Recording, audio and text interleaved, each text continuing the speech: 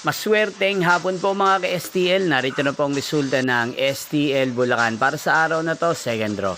January 28, 2026, araw ng Miyerkules. Naway ang mga natayaan nyo pong mga numero kanina ay manalo nawa ngayong hapong ito, 4 PM. Kaya't kunin nyo na po ang inyong mga ticket. Narito na po ang resulta.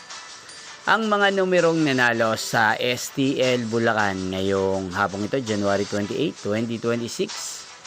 4 PM second draw result 17 at 11 in exact order. Again, 17 at 11.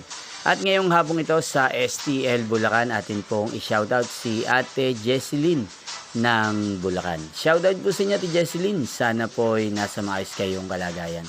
At sa lahat po ng mga taga Bulacan dyan na lagi pong nanonood sa channel na to, shoutout po sa inyo.